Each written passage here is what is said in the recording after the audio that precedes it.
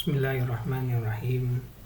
Hadis nomor 26 dalam Al-Arba'in An-Nawawiyah. An Abi Hurairah radhiyallahu anhu qala, dari Abu Hurairah semoga Allah meridhoinya, ia berkata, qala Rasulullah sallallahu alaihi wasallam, Rasulullah sallallahu alaihi wasallam bersabda, kullu sulama minan nasi alaihi shadaqatun, setiap persendian manusia wajib bersedekah, kulla yaumin, pada setiap hari, tatlu'u fihi syamsu, di mana matahari terbit di dalamnya, ta'dilu baina tsnain shadaqatun, engkau berlaku adil dalam mendamaikan atau menghukumi dua orang yang bertikai atau berselisih adalah sedekah. Wa tu'inur rajula fi dabbatihi fatahmiluhu 'alaiha, engkau membantu seseorang menaikkan ke atas hewan tunggangannya atau menaikkan barang bawaannya ke atas hewan tunggangannya, au tarfa'u lahu 'alaiha mata'ahu shadaqatan, atau engkau menaikkan barang bawaannya ke atas hewan tunggangannya adalah sedekah. Wal kalimatu thayyibu shadaqatun, ucapan yang baik adalah sedekah. Wa bikulli khatwatin tamsiha ila sholati shadaqatun, setiap langkah yang engkau jalankan menuju ke masjid untuk sholat adalah sedekah. Wa tumitul adza anit thariq shadaqatun, dan engkau menyingkirkan gangguan dari jalan adalah sedekah. Hadis riwayat Al-Bukhari dan Muslim. Adanya sendi pada diri manusia merupakan bukti sempurnanya penciptaan Allah Subhanahu wa Ta'ala. Apabila tidak ada sendi yang ada pada diri manusia, mungkin manusia akan susah untuk bergerak. Manusia tidak bisa fleksibel, seperti melakukan kegiatan menulis, mengangkat tangan, berjalan, dan masih banyak yang lainnya. Maka benarlah firman Allah Subhanahu wa Ta'ala, A'udzubillahi minasyaitonirrajim, laqad khalaqnal insana fi ahsani taqwim, sesungguhnya kami telah menciptakan manusia dalam bentuk yang sebaik-baiknya. Menurut hadis, jumlah sulama atau persendian itu memiliki jumlah 360. Dalam hadis yang diriwayatkan oleh Imam Muslim menyebutkan bahwa anak keturunan Adam diciptakan 360 persendian. Maka barang siapa yang bertakbir, bertahmid, dan bertahlil, yang juga bertasbih, beristighfar, kemudian menyingkirkan batu dari jalan kaum muslimin, atau menyingkirkan duri, atau menyingkirkan tulang dari jalan manusia, menyuruh kepada kebaikan, melarang kepada kemungkaran, maka pada sore harinya ia menjauhkan dirinya dari neraka. Dan tentunya persendian itu diciptakan oleh Allah Subhanahu wa Ta'ala. Firman Allah, ya ayyuhal insan ma gharraka birabbikal karim, wahai manusia, apakah yang telah memperdayakan kamu berbuat durhaka terhadap Rabbmu yang maha mulia? Alladzi khalaqaka fasawwaka fa'adalak, yang telah menciptakanmu lalu menyempurnakan kejadianmu dan menjadikan susunan tubuhmu seimbang dalam bentuk apa saja yang dikehendaki, fi ayyi surati ma syaa rakabak, yang telah menciptakanmu lalu menyempurnakan kejadianmu dan menjadikan susunan tubuhmu seimbang dalam bentuk apa saja yang dikehendaki, dia menyusun tubuh. Quran Surah Al-Fitor ayat 6 sampai ke 8. Persendian yang diciptakan oleh Allah Subhanahu wa Ta'ala yang berjumlah 360 itu merupakan nikmat yang harus kita syukuri. Dan persendian itu termasuk nikmat yang sering luput dari manusia. Karena saking banyaknya nikmat yang telah Allah berikan, sehingga saking banyaknya itu kita tidak akan pernah mampu untuk menghitungnya. Dan ini juga dinyatakan oleh Allah Subhanahu wa taala, wa atakum min kulli ma sa'altumuh, dan Dia telah memberikan kepadamu segala yang kamu mohonkan kepadanya. Wa in ta'uddu nikmatallahi la tuhsuha, dan jika kamu menghitung nikmat Allah, niscaya kamu tidak dapat menghitungnya. Innal insan ladzalumun kafar, sesungguhnya manusia itu sangat zalim dan sangat mengingkari nikmat Allah. Nikmat yang banyak itu harus bisa mendekatkan kepada Allah. Terkenal perkataan Abu Hazim rahimahullahu ta'ala di dalam berbagai kitab. Perkataan beliau, kullu nikmatin la tuqarribu minallah fahiya baliyah. Setiap nikmat yang tidak mendekatkan pemiliknya kepada Allah adalah merupakan suatu petaka. Maka kaidah dalam mensyukuri nikmat itu adalah kita melakukan nikmat tersebut sesuai dengan fungsinya. Seperti contoh cara mensyukuri nikmat harta, yaitu dengan cara bersedekah atau mengeluarkan di jalan Allah. Kemudian cara mensyukuri nikmatnya ilmu yang diberikan kepada kita oleh Allah adalah dengan cara mengajarkan kepada orang yang membutuhkan dan yang lainnya. Tapi tentu segala sesuatu itu harus bisa mendekatkan diri kepada Allah Subhanahu wa taala.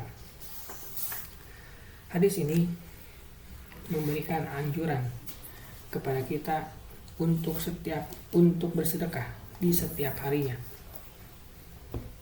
Karena bersedekah ini harus kita lakukan untuk sejumlah ruas tulang yang kita miliki sebagai perwujudan syukur kepada Allah.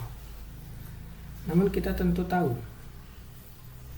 dan kita juga merasakan bahwa kita akan sulit untuk melakukannya, dan Allah lebih mengetahui tentang hal tersebut. Maka Allah memberitahukan kepada Rasulullah Shallallahu Alaihi Wasallam untuk memberikan kemudahan, sebagaimana hadis yang diriwayatkan oleh Abu Dzar. Rasulullah Shallallahu Alaihi Wasallam bersabda, yusbihu ala kulli sulama min ahadikum sadaqatun. Sedekahlah di antara kalian bersedekah untuk setiap ruas tulang badannya. Kemudian beliau mengatakan, tasbihatin sadaqatun wa kullu tahmidatin sadaqatun wa kullu tahlilatin sadaqatun wa kullu takbiratin sadaqatun wa amrun bil ma'ruf sadaqatun wa nahy anil munkar sadaqatun. Yang termasuk sedekah yaitu tasbih, tahmid, tahlil, takbir, beramar ma'ruf dan nahi mungkar, itu semua adalah sedekah. Kemudian di akhir hadis ini Rasulullah SAW menyebutkan, wa yuji'u minadzalika ra'atan yarakauha minad duha. Itu semua bisa tercukupi dengan 2 rakaat sholat duha. Hadis ini sahih, riwayat Imam Muslim.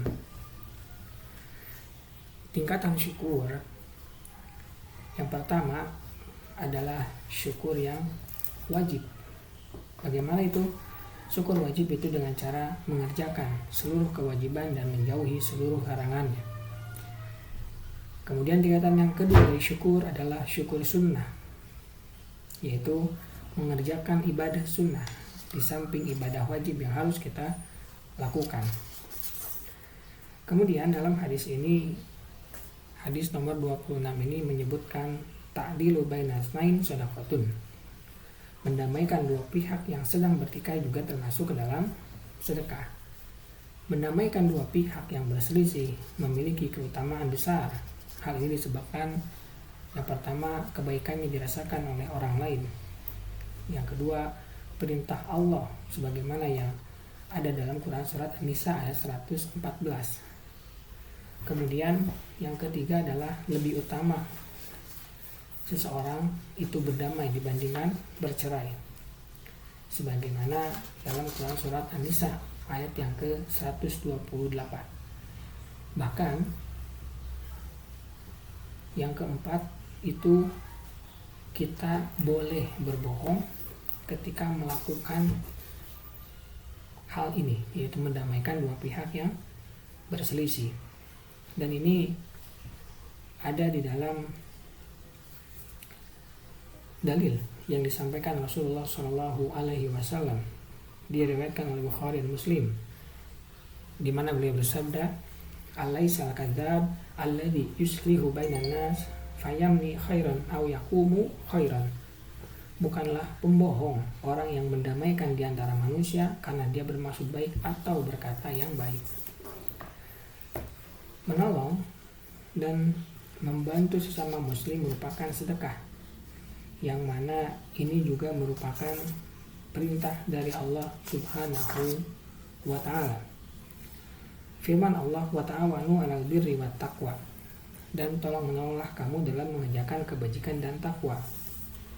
Jadi hadis nomor 26 ini menyebutkan, engkau apabila membantu seseorang untuk menaikkannya ke atas hewan tunggangannya, atau engkau menaikkan barang bawaannya ke atas hewan tunggangannya, juga termasuk ke dalam sedekah.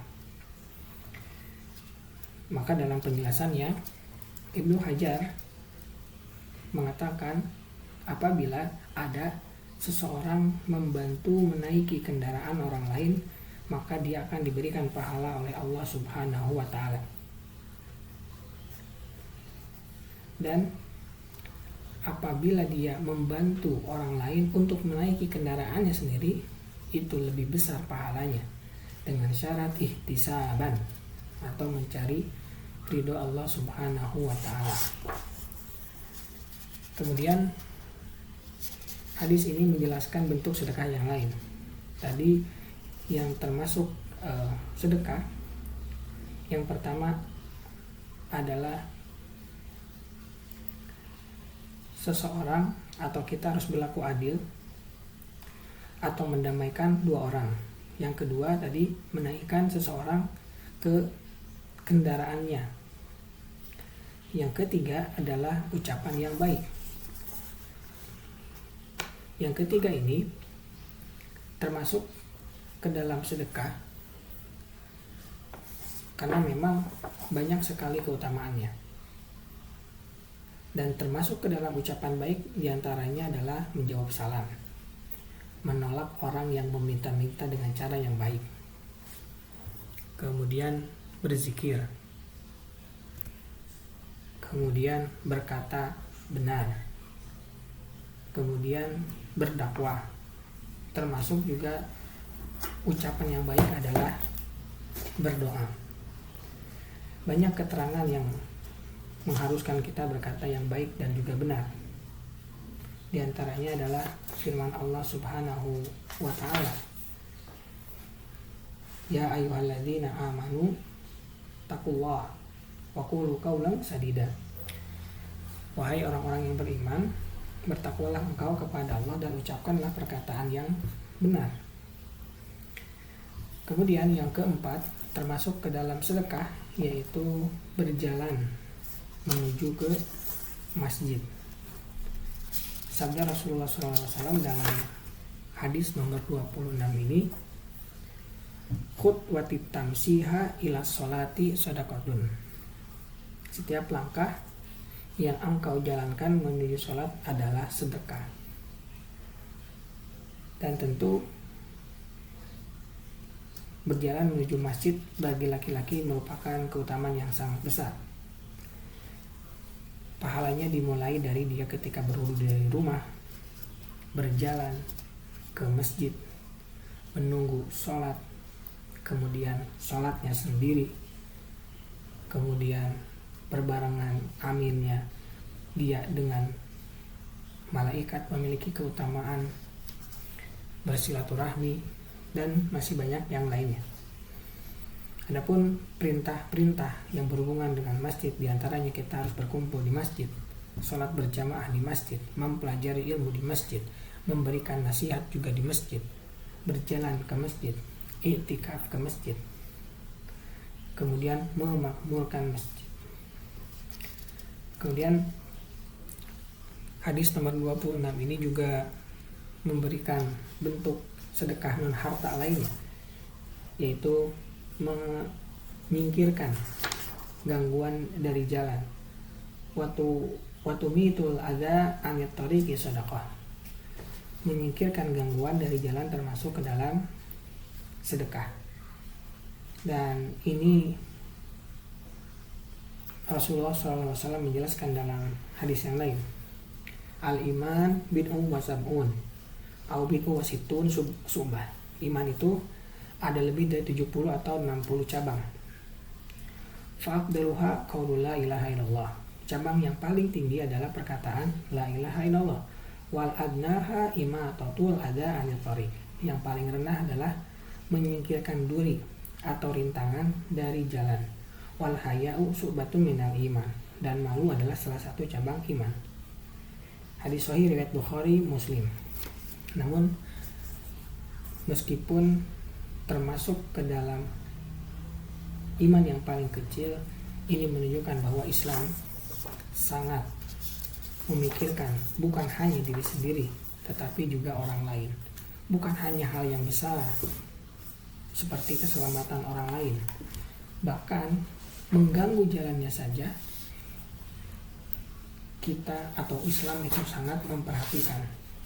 Sehingga hadis ini mengajarkan kepada kita, sedikit apapun kegiatan, apabila itu bermanfaat bagi orang lain meskipun sedikit, maka lakukanlah. Subhanaka Allahumma wa bihamdika asyhadu an la ilaha illa anta astaghfiruka wa atubu ilaik. Assalamualaikum warahmatullahi wabarakatuh.